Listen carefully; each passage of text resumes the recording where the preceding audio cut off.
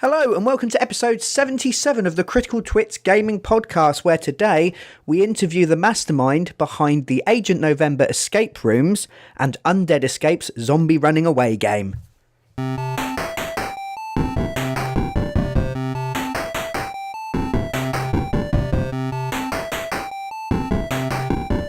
Hello and welcome to episode 77 of the Critical Twits Gaming Podcast. I'm Brian Ennis and I'm alone in the studio, having put together an interview that we got at the recent UK Board Games Expo, where Aaron and myself chatted to Nathan, aka Agent November. He is the genius behind the movable travelling escape room in a box Agent November, and also the man behind the zombie running game Undead Escapes. We were joined for the interview, which took place in a car park at midnight in a slightly sinister fashion. We were joined by two of his most experienced zombie runners, Andrew and Loz, who were there to provide a little bit more insight and behind the scenes explanation for some of the things that go on a thing such as a zombie escape game. For those who don't know, an escape room is normally a room that you have to escape from, kind of obvious really, but involves solving clues, logic puzzles, maybe environmental puzzles, working as a team. They're very, very popular. We've had about 74 of them pop up in Peterborough over the last year or so.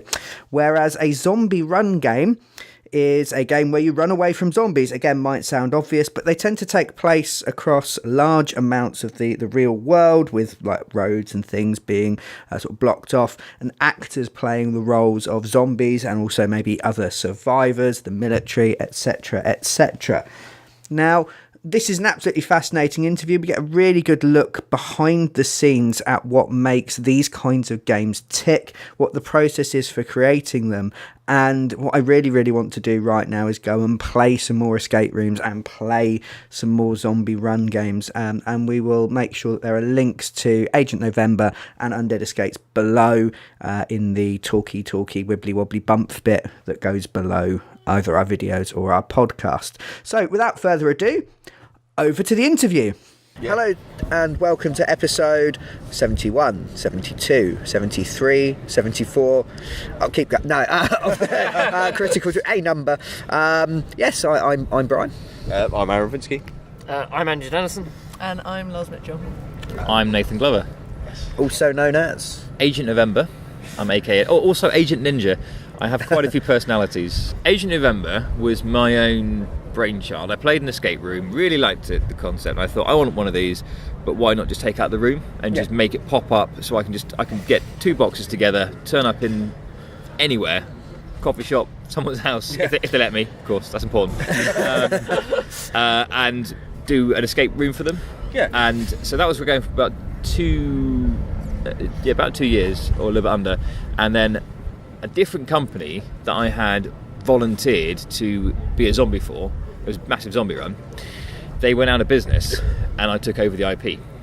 So that was it's almost its own entity, except that later on in the process of restarting that zombie run, I thought it would be fun to do a Marvel and create a big shared universe. So although I was doing loads of spy missions with my original Agent November company, that's what we still do, you know, solve the murder of the agent or work out the defected rogue agent, that kind of thing.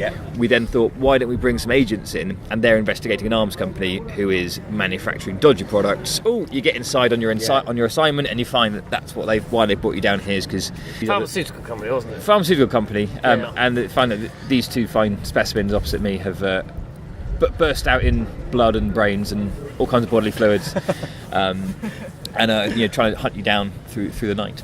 Oh, brilliant. Also, we found out by some sheer coincidence that Brian has actually attended one of these. That's such a small world. I've said it before, and I'll say it again. I am king of the nerds, and I have done everything. No, I've done everything with everyone. That's not what I meant.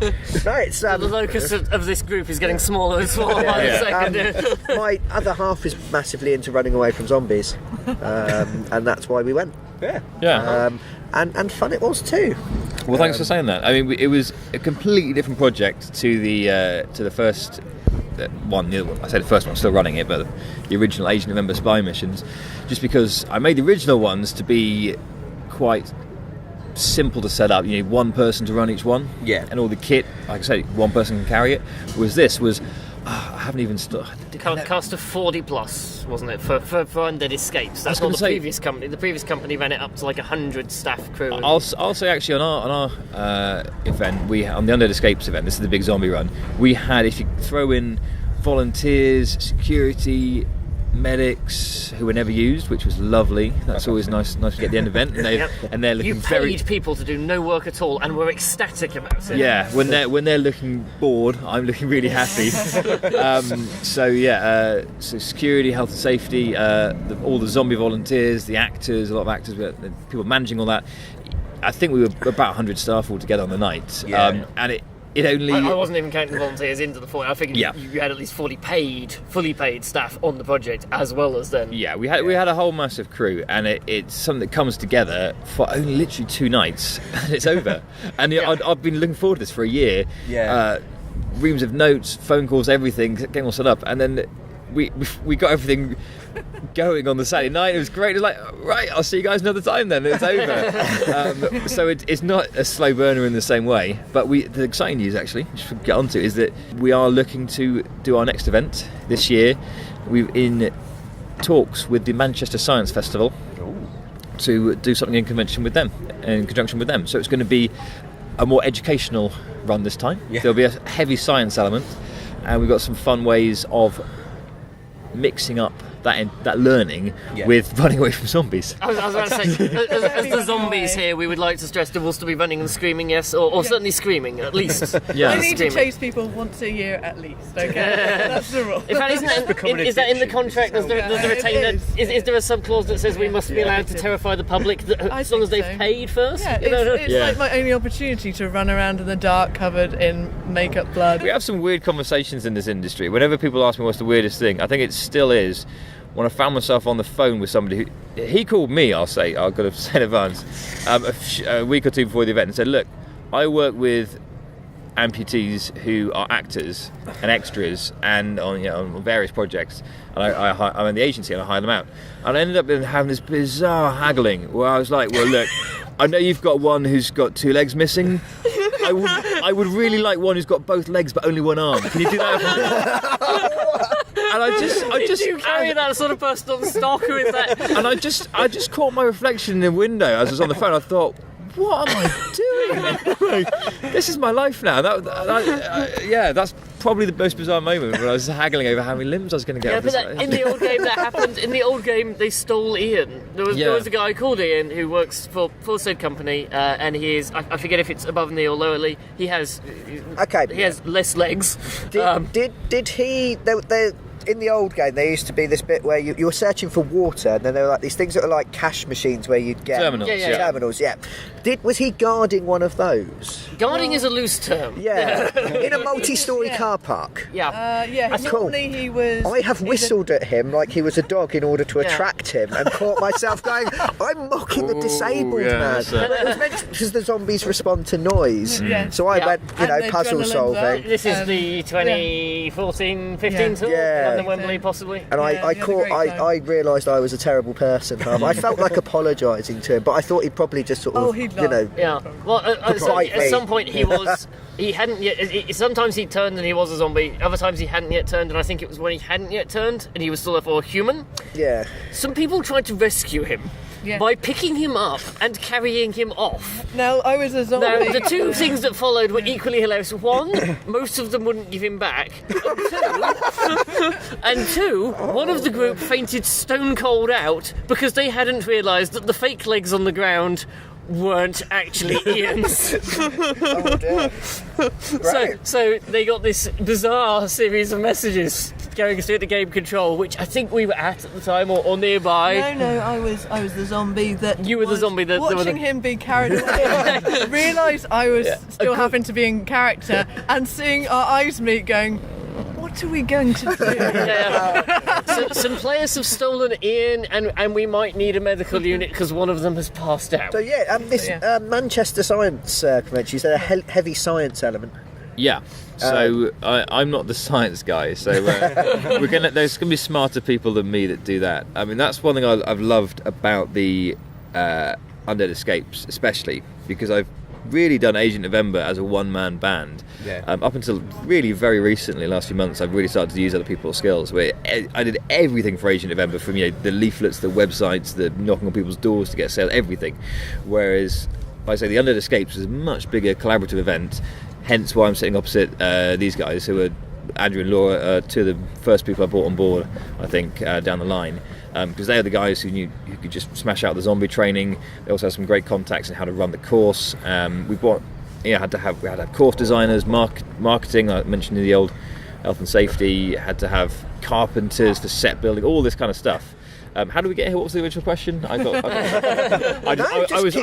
just having collaborative enterprise. I was just getting PTSD from looking back on the event. What I think most of actually putting the team together, because we did use probably about 50% staff from that worked on the old events, which was great because there's some great talent in there. You know some people I've been talking about. Yeah. That's how we got into this, because we're talking about the science and the collaboration. So heavy science. Yeah, the heavy science. Yeah. So again, what's the heaviest science element you know, Aaron?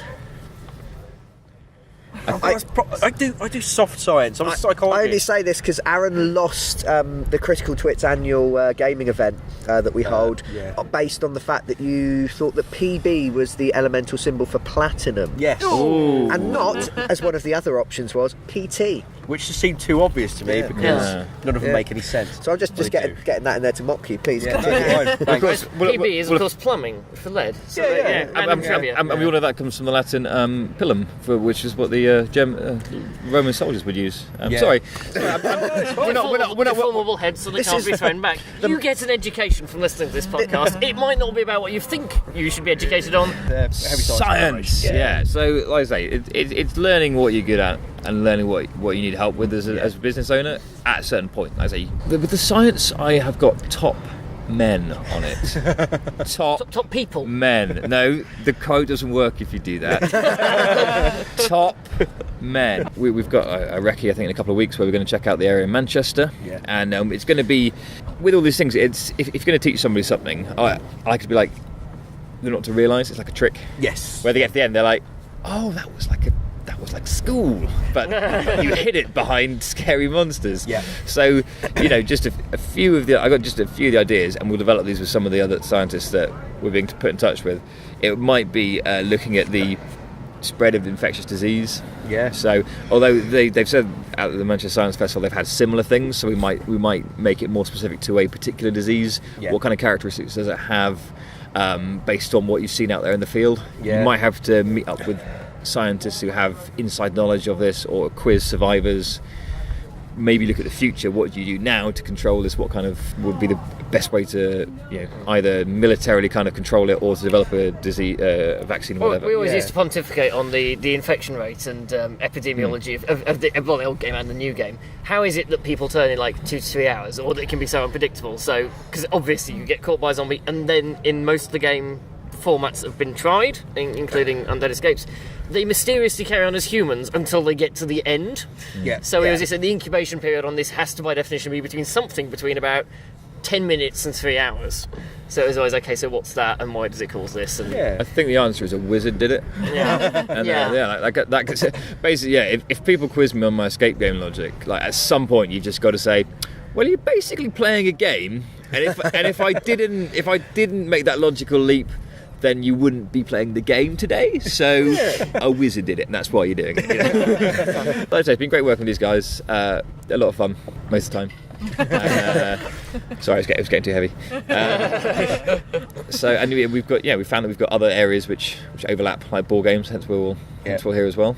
Oh, actually, sorry, a little bit of crossover between the Undead Escapes and the Agent November, in terms of that being an escape room, the other one being a zombie run, is that I'm never really happy with just doing an event the way people have done it before. I always you don't take on something that somebody ran that was ridiculously complicated and needed refinement, and then decide that what you'll do is just refine it and finish the job. Oh God, no. I mean, it would be much more fun. Again, I think 2 months' notice to design in an entire element from your other business. Obviously that. Yeah, I really enjoyed that bit. It'd be too easy. Well, that's the great thing. Is it too easy otherwise? But so I decided to reinvent the wheel a bit and add an escape game to the zombie run, so that of course you will experience as a. Yeah. Did you escape from that?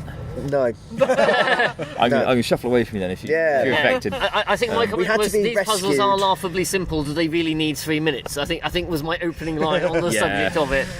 And then you were right. They did struggle with something coming through a wall. The zombies are involved. It changes everything, doesn't it?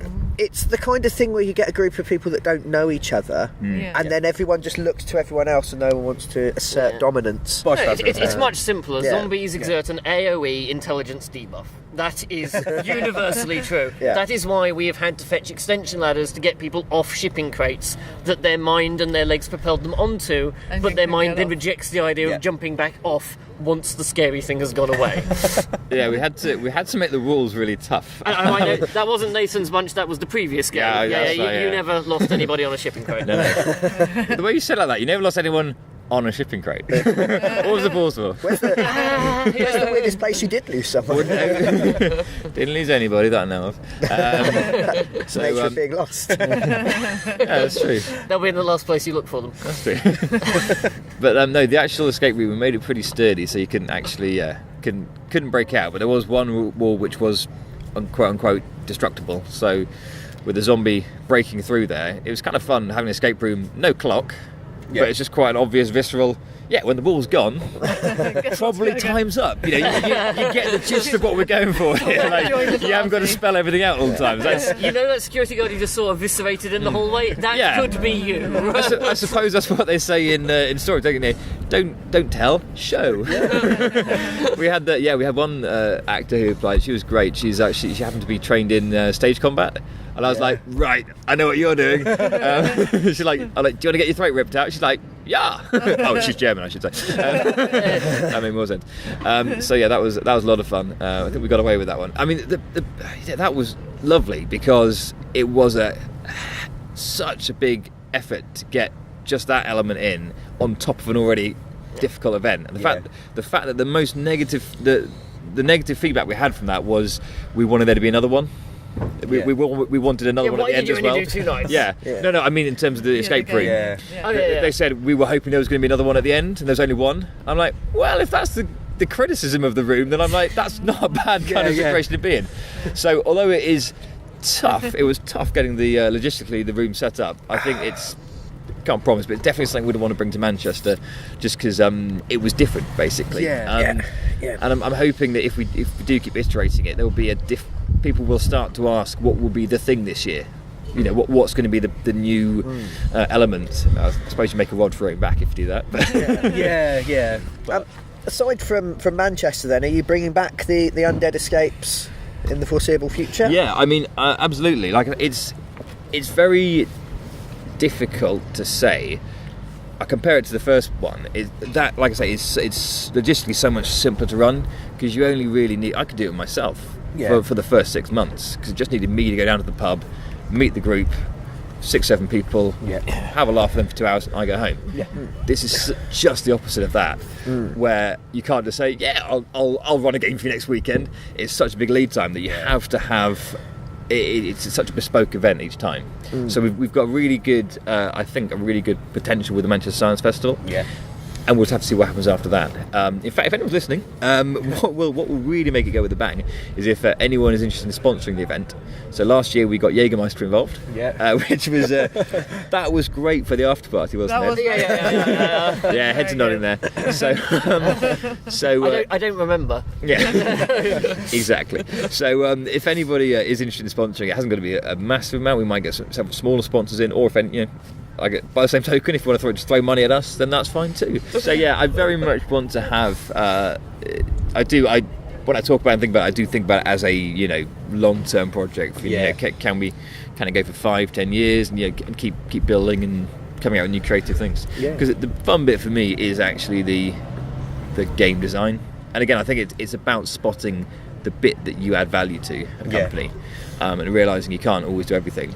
And that's absolute joy. Like I say, some of the core staff we worked with last year on the Undead Escapes it would just blow me away. I'd give them something which would take me a year to complete, and they'd do it in a day. And it's just like, oh right, that's nice. It's a really fun crew that we've got waiting in the wings, and that is, again, the question we get asked a lot is like, why aren't you doing another one? We're getting annoyed with you. Get your asses in gear. So we're luckily we're in a position where we can pretty soon, hopefully, I'll see how this visit goes in the middle of the month. Hopefully we'll start doing more with Manchester, and then we'll hopefully go back on tour around the UK. But don't want to get ahead of ourselves. But that's touch wood the long-term plans. Yeah, cool. No, that's brilliant. Until then, you're here attending the UK Games Expo in your capacity as Agent November. Yes. My voice changed a bit there. I started slipping back into character. Yeah, excellent. Going a bit Sean Connery now. Which we played one of your Agent November games yesterday. And had a great time. Yeah, definitely. And we didn't lose, which last time we did an escape room, we lost horribly, and I was mortified. It's because they couldn't set a clock right. It's their fault. It's definitely the clock's fault. Yeah. That's what I'm sticking with. I'm not having anything else. So tell us a little bit about that. Yeah. Well, it started 2.5 years ago, and it was really a one-man band. I did absolutely everything from the leaflets to the graphic design to the website, products, marketing, everything, running the games. My brother did help run literally the first two, because the first company I ever got through my doors, they weren't my doors, but the pub doors where I was running things from, it was a friend of a friend that I think my mum had phoned up. Still, it's never a bad way to start. Still, my mum helps me out with all this stuff. Hi, Dad. The first thing Colin says on our first podcast is "Hi, Mum." It's fine. This is how these things start. Sweet. So he called up and said, "Oh yeah, so I've heard from somewhere that you're starting a business. My office needs a work outing." And I was like, yeah, great, yeah, we can do that. Bear in mind, I just spent about 3 or 4 months on and off developing this first product. It was finished. Yeah, it was finished and ready. And he said, okay, but we want to play. We've got quite a big group, so we need to play 2 games at the same time. We could just do one if you want, and then we'll take it in turns to do it. I was like, no, I've got 2 games. It was like, great, I'll see you in a week then. And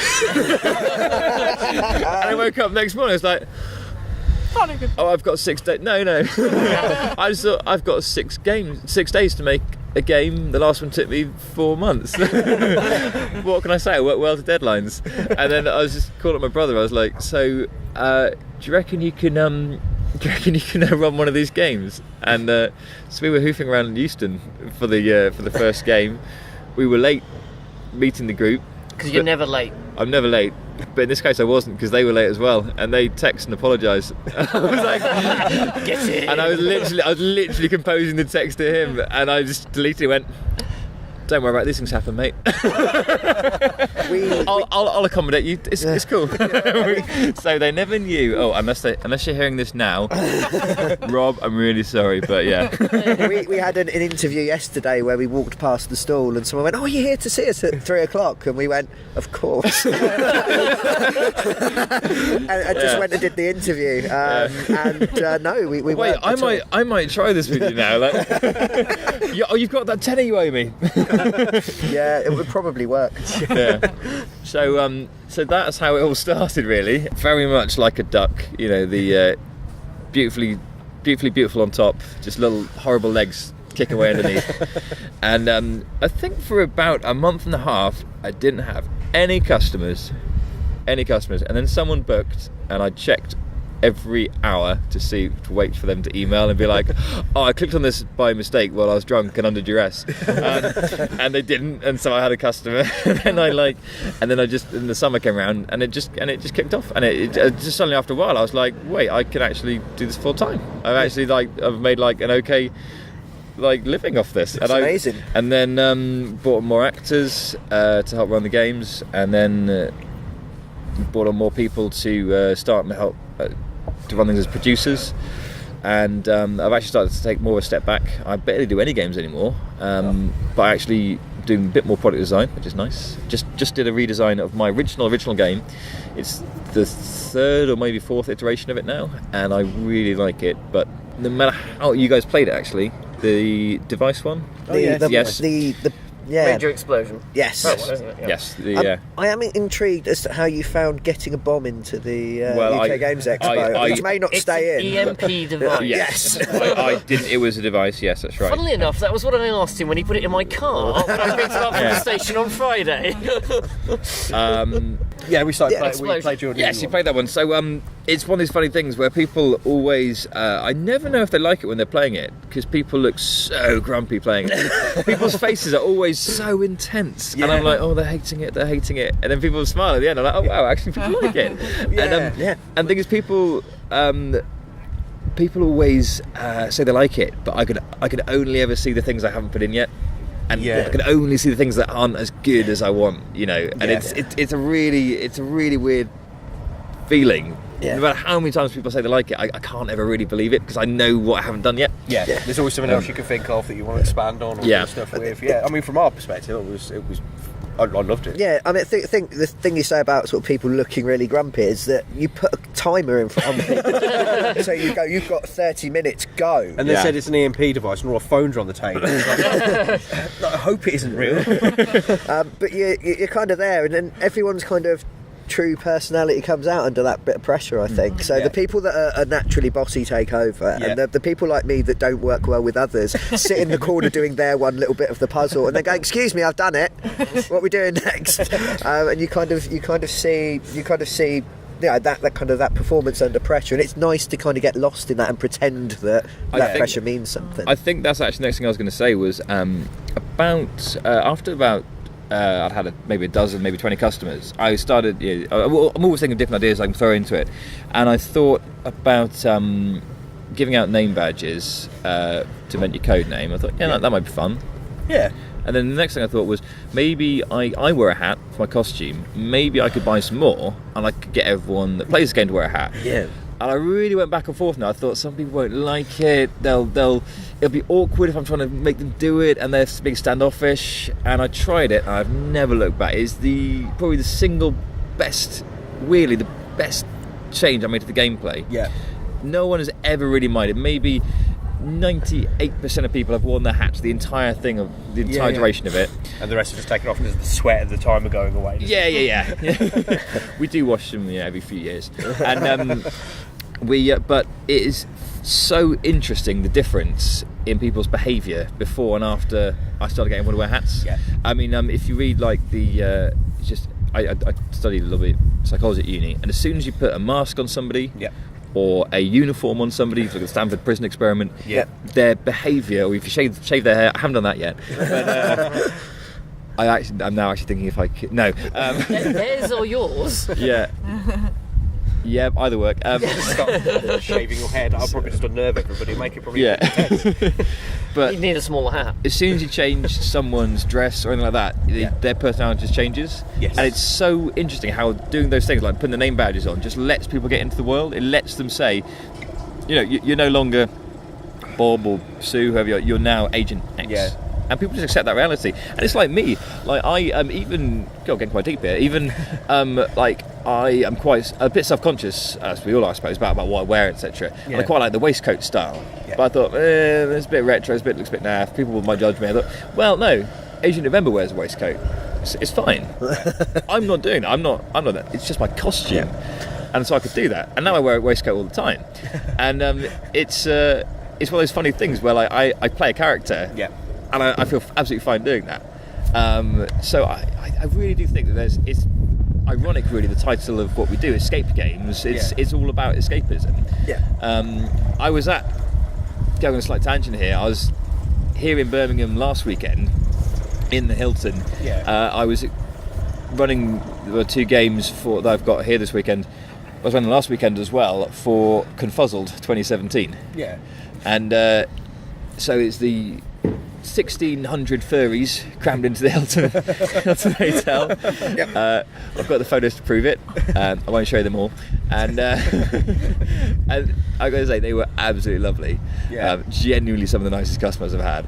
I just want furries in hats now. That is an image that I'm now projecting. They love a hat. Did you put the hat... Did they take their costumes off and then put the hat on their own head, or did you put the head on their costume? Because it's quite hard for them to communicate. I'd have thought. Well, I only hit on the right solution right at the end, which is you can hang the hat on their ears. You can actually get 2 hats on one furry, which is awesome. But so the funny thing was, there's only about 5% of those guys actually did it in the fur costume. Most of them were just normal-ish. Yeah. And but the guys that were in costume, again, they are a character. Yeah. And I found it really odd when they come up to me initially, because I'm like, "How's it going?" And they just like wave at me and wag the tail. I'm like, yeah. How do you respond to that? That's exactly what do you do? And someone explained to me, like, right at the end when I was having a beer at the end of the conference, and they was like, they're in character, so they can't talk to you because the dog wouldn't talk back. I'm like, that makes sense when you think about it. Of course. So the guys that were doing it in the first place, doing the escape game, were useless. Because they were just in character, and they would just run off with the clues and try and bury them and stuff. But so much fun. How did you get a top 5 leaderboard?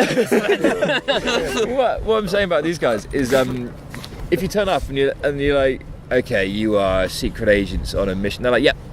They've got that reality. Yeah. And then half the time, we get stag do's in on the weekends, and I'm like, okay, so I want you to invent your agent code names, and that's what you're going to be adopting for the rest of the mission. And that can take 20 minutes. and some people are just stumped by that. Like, I've got to invent a name for myself. Yeah. But these guys, every single furry has an alter ego, and they're like, yep, that's it. I think they are. And I think to a lesser extent, maybe board gamers just get the idea of escaping. Yeah. I think maybe furries do it by wearing costume, and a lot of cosplayers do. Yeah. Board gamers like to dive into the world of a game. I think it's. That's an intellectual one, because it's interesting. Crossover with the zombies, that's the primal thing.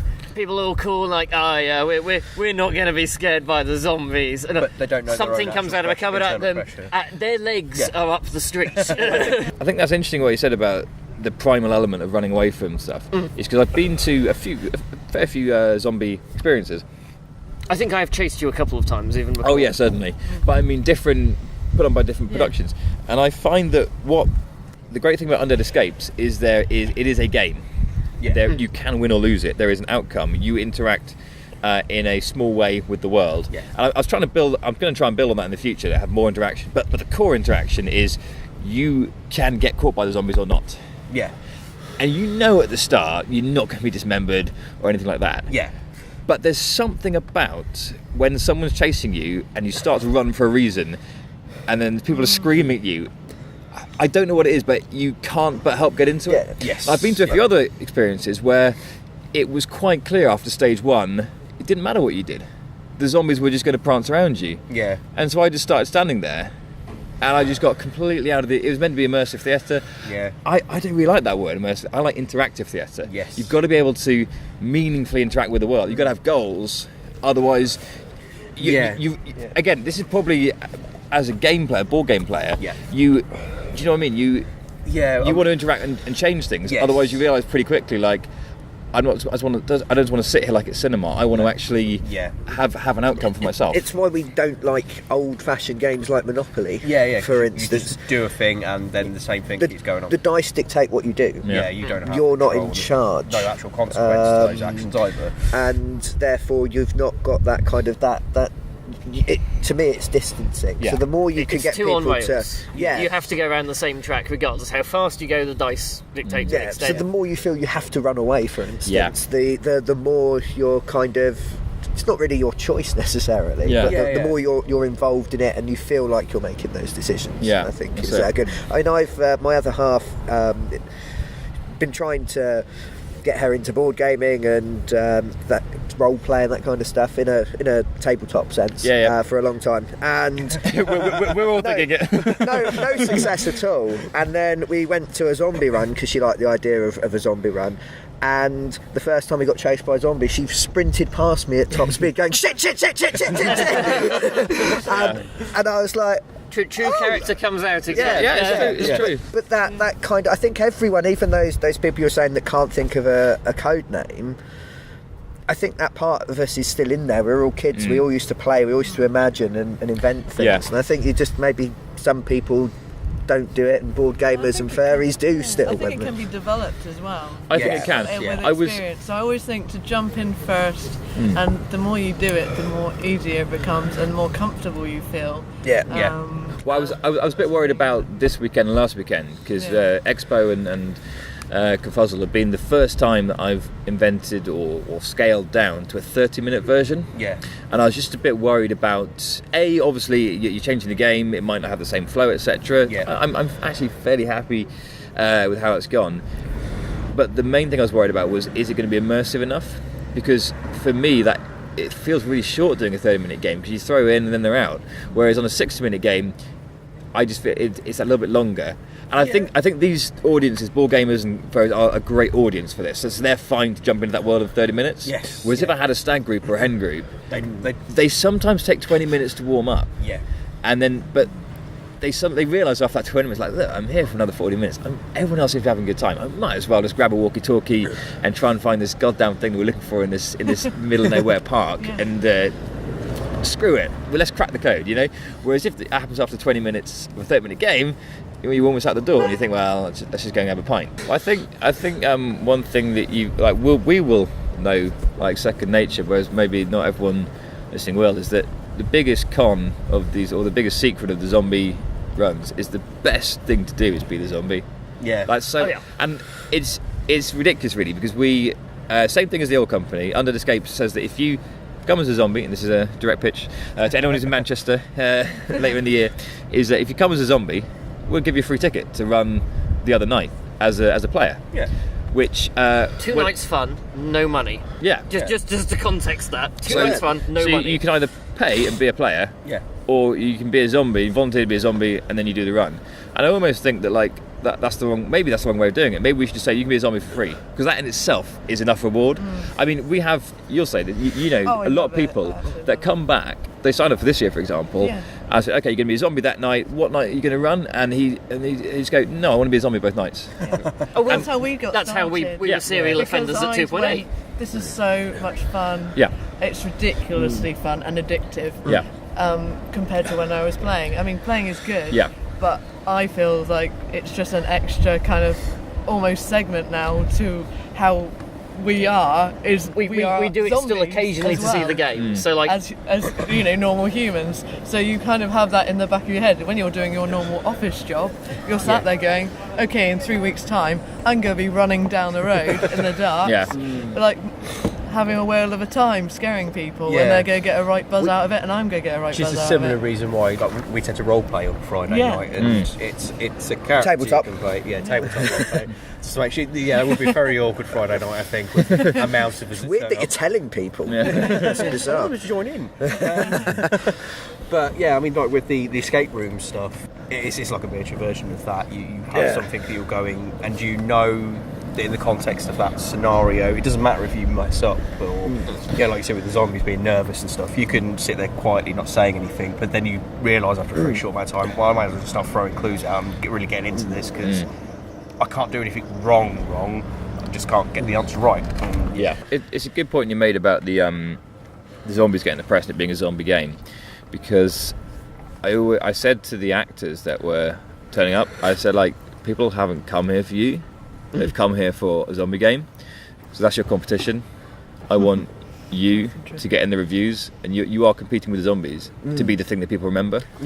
And we did get a few people in particular really shone, and it's about spotting the good people, putting them in the key spots that are going to elevate the performance. And I'm still working with a few of those guys just because they really add a lot to the event. And it's the same when I talk to my actors for the games, because I say, without blowing my own trumpet, I'm doing it for 2.5 years now, I know how to make a game. I want you to compete with that. and I want you to see if you can again be mentioned in the review as being the awesome agent who heralded this mission. That's been my approach to things. Is like, why limit yourself to going, I'm an escape room, so I'm going to make an escape room. Someone's going to turn up at the welcome you in with jeans and a t-shirt and go, you're in an escape room now, you've got 60 minutes and you go. Well, how much harder would it be to tell them to come in a pirate shirt and say, "Yar, mateys," in you? As long as it's a pirate-themed room, it would be weird. If it was like a space station or something. Maybe if the theme is surrealism. This is my surrealist escape room. I don't think anyone's done that yet. Let's use that. Nothing makes sense. I think the more horrible that is. But, I mean, also you try to put the bits together better because, again, previous companies and things, there have been actors and zombies, for example, before, and they were two separate camps. Literally, to the point that they didn't interact, and to some extent the actors, some games were paid and the zombies weren't, and the actors they're the professionals and the zombies are a bunch of volunteers. But at the same time, of course, it's a zombie game, so to some extent the zombies are what people are paying to be chased by, and it didn't work. Whereas from the outset you were scripting things in so that the zombies and the actors interacted, and there were scenes with both, and it was a crew. Community. That was very different to Phalanx, and again, your game, Phalanx were the security service, weren't they? In the game, were working with the zombies during the setup in some cases, and we were sharing a space, which never happened before. I was literally covered in blood on a laptop, drafting things out with crew moving stuff around me, and it's like, I was like, do we need a blood-stained coverall for this? And it's like, yeah, you probably do, but it won't show well on the black. So if you've got that, and Andrew's being incredibly kind, making it sound like I'm some kind of communist hippie utopian director. Genius. I basically didn't have enough rooms to put everybody in, so they were working cheek to jowl. You created a culture of working. It was a good culture, and it was by the end of it, I was just like, I want to do more of these, if only because these guys have been great to work with. And I was saying to the guys, it's just been great being such a fun crew. Getting emotional now. So that's my purely selfish reason for wanting to do it again. It's so much fun being behind the scenes. And it's a shame we didn't have we couldn't book another weekend or two and make it make the experience last for a couple of weeks for us behind the scenes. There's no reason you can't mix genres and games. Like we were just chatting earlier, weren't we, about what I do with Agent of Ember. Is it an escape room? Is it a guided tour? Is it immersive theatre? It's probably all those things and a few other different things in between. And I don't really mind what it is if people get to the end of it and they've had fun with it. It's great. I say to my actors, I don't mind what you do with them as long as you don't, as long as everyone's safe, everyone's happy.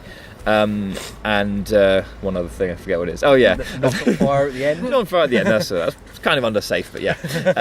As long as you do that, I don't mind how you do it with them. Like if you want to be a stand-up comedian or a tour guide or play it dead serious and be a method actor, I don't mind as long as they enjoy it. It's great. And don't pick all your locks. Yeah, because that's a good story. Game breaking immersion, and that was a weird one. That must have hurt. It's only ever happened once in about 4,000 customers that I know of. That one guy came in a couple of weeks ago, and just his superpower was that he could pick combination padlocks. He knows how to just jam them and twiddle the dials. Yeah, and he just went through the room and opened them all. And I was like, I mean, A, you understand the concept of the game, and B, there's 8 other people here.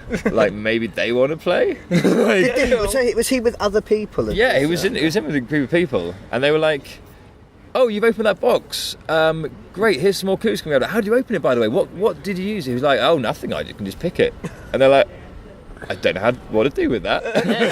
So that was probably... See people who go on zombie runs and avoid the streets with the zombies on, so they get to the end.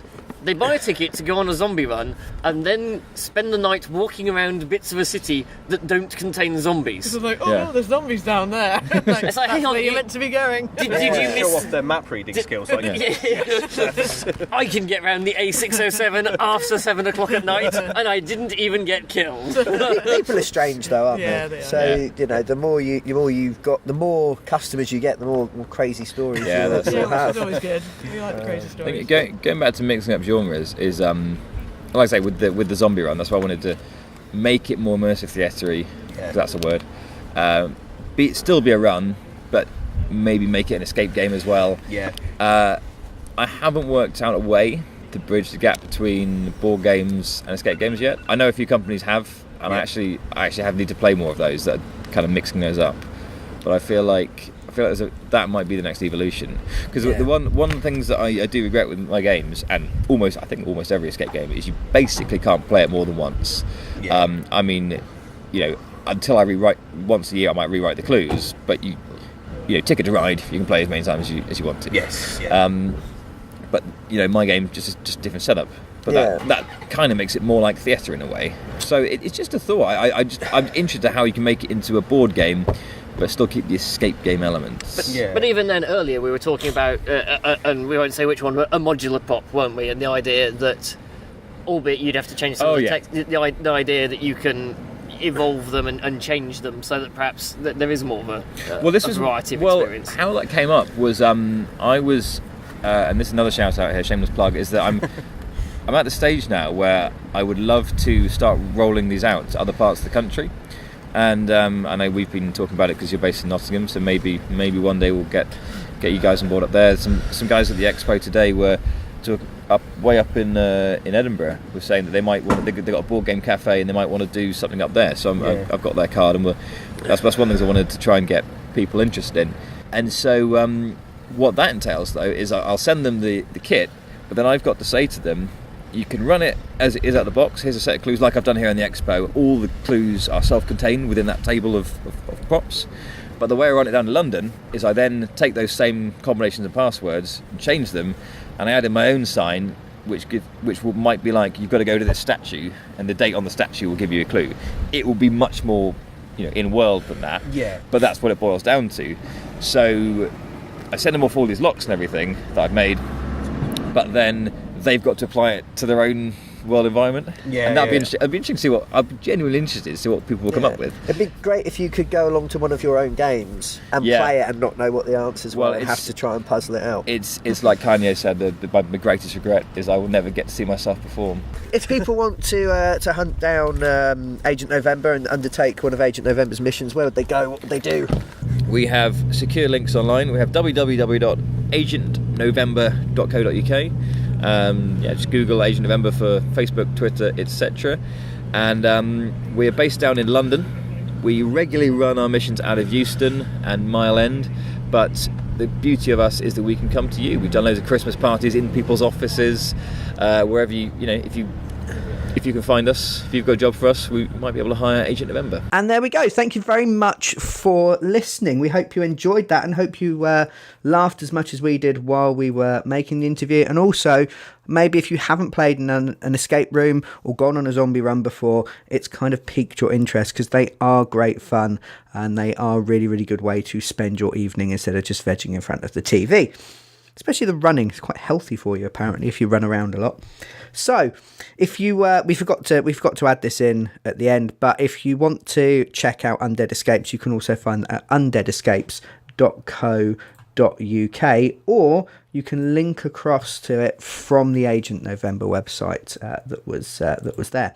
So, thank you very much for listening. We hope you enjoyed that. If you liked it, make sure you click like, because otherwise no one knows you like it. Also helps other people find us, which is good. The more people that find us, the more time and effort we can spend on the podcast and on the gaming channel, and that means more better stuff for you. And if you really, really like that and you're new, feel free to subscribe. We will love you forever.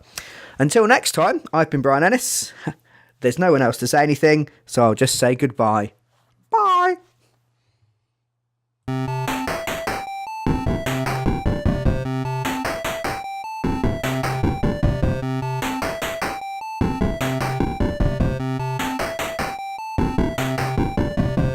I'm assuming this won't be in the podcast. No.